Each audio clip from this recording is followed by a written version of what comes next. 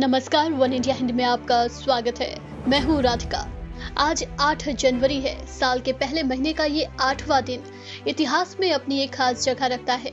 आज के दिन देश दुनिया में कई ऐसी घटनाएं हुई थी जिसे जानना आपके लिए बेहद जरूरी है। तो आइए नजर डालते हैं आज के इतिहास पर।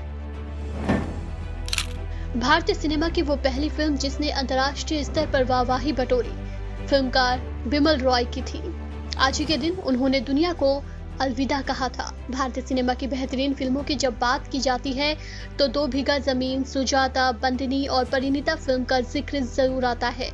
इन फिल्मों के निर्देशक बिमल रॉय थे, लेकिन भारतीय सिनेमा को उनका साथ लंबे समय तक नहीं मिला।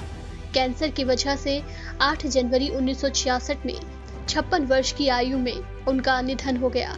रॉय को उनके काम के लिए राष्ट्रीय पुरस्कार समेत फिल्म फेयर अवार्ड से भी सम्मानित किया गया था। मैरी इवांस या मैरी इवांस वाडिया या फियरलेस नाडिया भारतीय सिनेमा की ख्याति प्राप्त अभिनेत्रियों में से एक थी। आज ही के दिन 8 जनवरी 1908 को वाडिया का जन्म हुआ था। सिर्फ हिंदी ही नहीं, किसी भी भारतीय भाषा के सिनेमा के इतिहास में इतनी दबंग, निर्भीक और बहादुर स्टंटबाज टार्जन या रॉबिन हुड स्टाइल की नायिका आज तक दूसरी नहीं हुई है। नाडिया ने हिंदुस्तानी सिनेमा के 30 और 40 के दशक में एक दिलेर जाबाज अभिनेत्री के रूप में ऐसा प्रदर्शन किया कि उसने पारंपरिक भारतीय समाज की अनेक मान्यताओं को ध्वस्त कर दिया था। अपने समय में नाडिया बहुत बड़े स्टार थी। उन्होंने अपने बलबूते पर कई हिट फिल्में दी। 8 जनवरी 2017 को एक इजरायली अरबी नागरिक ने एक ट्रक जानबूझकर एक सैनिक समूह जो कि एक बस से उतर रहे थे और लाइन में खड़े हो रहे थे, उन पर चढ़ा दिया। ये जगह त्रोंटर पार्क और संयुक्त राष्ट्र युद्ध विराम संधि पर्यवेक्षण संघ मुख्यालय से काफी पास थी।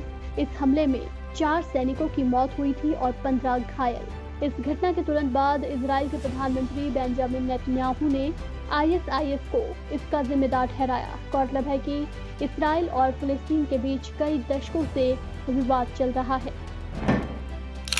अपने शुरुआती जीवन में दुर्लभ बीमारी को मात देने वाले महान भौतिक विज्ञानी स्टीफन हॉकिंग का आज ही के दिन यानी 8 जनवरी 1942 को जन्म हुआ था। 14 मार्च 2018 को उनका निधन हो गया था।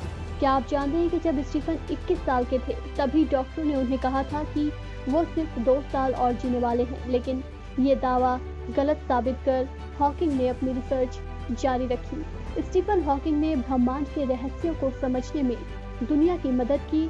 उनकी जिंदगी भी उनकी खोजों की तरह ही लोगों को हैरान कर देने वाली थी। इन खबरों में फिलहाल इतना ही। तमाम अपडेट्स के लिए बने रहिए वन इंडिया के साथ।